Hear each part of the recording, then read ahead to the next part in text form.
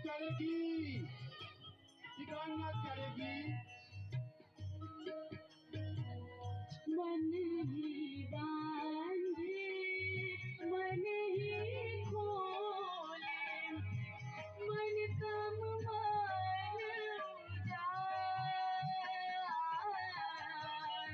मन ही बांधे, मन ही खोले, मन तम मन जाए।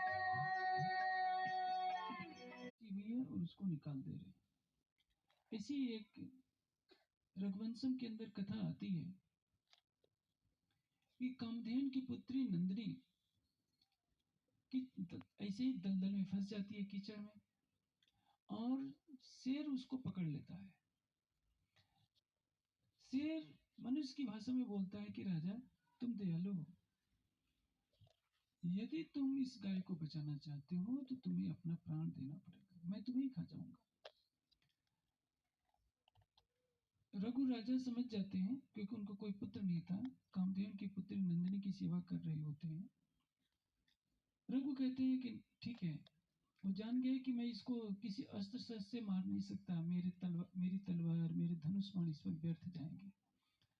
राजा ने स्वयं को प्रस्तुत कर दिया कि लो मुझे खा लो, लेकिन इस नंदिनी गाय को छोड़ दो। राजा ने क्या किया? दया का उदाहरण दिया। एक और घटना आती है राजा शिव की। व्यक्ति एक के भाव में, केवल ये भाव में आएगा, और उस समय जब परमात्मा के चरणों में डूबेगा, आत्मा और पर आत्म दोनों जब एक हो जाएंगे, तो उस समय हमें आत्मा साक्षात्कार हो जाएगा। और जब आत्मा साक्षात्कार होगा तो निश्चित रूप से हमारा यहाँ आने का मकसद भी पूरा हो जाएगा। और इस तरह हम इस दुनिया को छोड़ करके परमात्मा तक जा सकते हैं।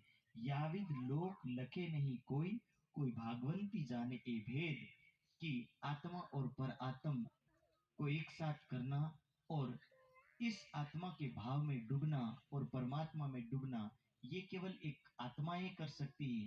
दुनिया के जीव तो केवल माया की मोह की तरफ भाग ही रहे हैं, विषय वासनाओं की तरफ भाग रहे हैं। और हम आत्माएं, यानी जो ब्रह्म सृष्टि है, ये ब्रह्म सृष्टि जिस दिन परमात्मा के सानिध्य में आएगी, तो निश्चित रूप से सारे कर्मों को छोड़ करके अपने परमात्मा के चरणों में डूब करके अपना जीवन सदा के लिए उसके लिए समर्पित कर देगी। तो ये आत्मा के लक्षण है। और इससे विपरीत जीव के लक्षण है, जो सारे कुकर्म करता है, मोह माया के विषय में पड़ा रहता है और संसार से छूटना ही नहीं चाहता। और आत्मा का मार्ग है कि सदा इस संसार से छूटना चाहती है, मोह के बंधन से विमुक्त होना चाहती है, विषय वासनाओं से छूटना चाहती है, और परमात्मा के अनंत आनंद को प्राप्त करना चाहती है। ये आत्मा का मार्ग है।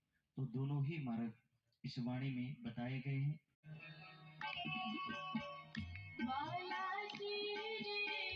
पूनम रात हो, चांद हो,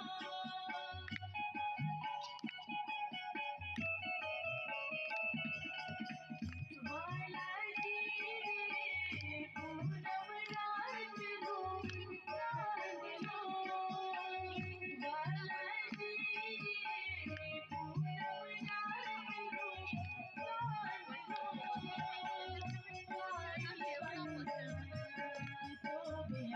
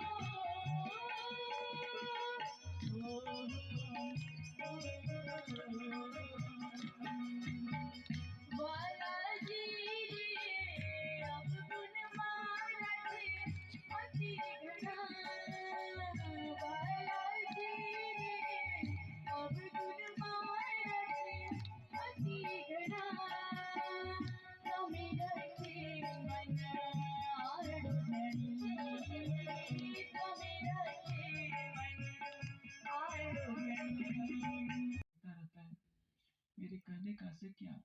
जिस भगवान बुद्ध ने संसार को कहा कि अधिक संग्रह न करो, मेरे द्वारा बताई हुई अष्टांगिक मार्ग का अनुसरण करो, उसी बुद्ध के अनुयायी राह से भटक जाते।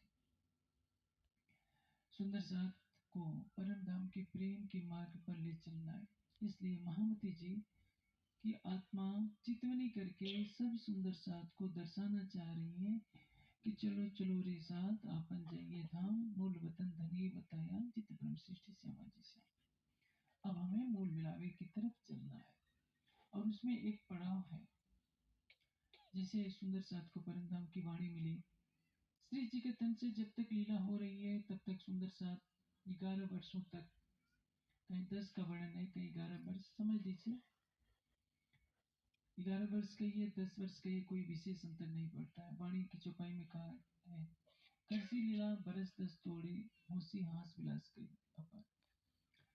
जब विक्रम 1740 का प्रारंभ था, बीतेगा 39 साल, दगेगा 40 साल, 39 बीत रहा था, 40 का प्रारंभ था और 1751 में अंतर्धान लीला होती है, तो लगभग 11 वर्ष ही समझ लीजिए। ब्रज में 11 वर्ष 52 दिन की लीला होती है और पन्ना जी में 11 वर्ष की लीला होती है, जागनी लीला ब्रह्मात्माओं की। उसमें प्रातः भी चर्चा होती है, प्रातः काल चितवनी होती है 6 से 9 बजे। पहले प्रहर से ही दिन का प्रारंभ चितवनी से होता है और उसके पश्चात 9 से 12 तक चर्चा होती है। संध्या समय होता है 4:30 बजे चितवनी कराई जाती है। इसमें चार जो 3 से 6 बजे के बीच में जो समय होता है 4:30 बजे का, 4:30 बजे सब सुंदर साथ चितवनी में बैठ जाते हैं।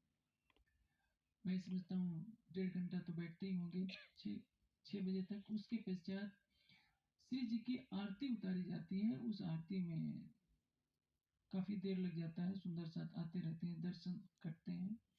9 से 12 बजे तक चर्चा का प्रारंभ होता है। 3 घंटा प्रातः 9 से 12 और रात्रि को 9 से 12, 6 घंटा प्रतिदिन चर्चा सुनाई जाती है।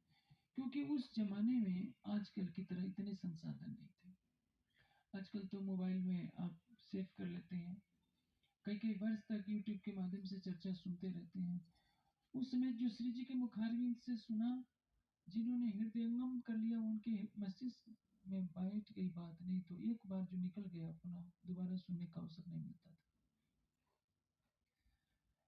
इन 11 वर्षों में दोनों समय चर्चा, दोनों समय चितवनी का जुट रहा। लेकिन श्री जी के अंतर्धान होते ही चितवनी किनारे हो गई और ज्ञान का महत्व विशेष बढ़ गया। ईश्वरी शिष्ट का राज्य हो जाता है। अमीर और गरीब का भेद न रह जाए, काले गोरे का भेद न रह जाए, छोटे बड़े का भेद न रह जाए।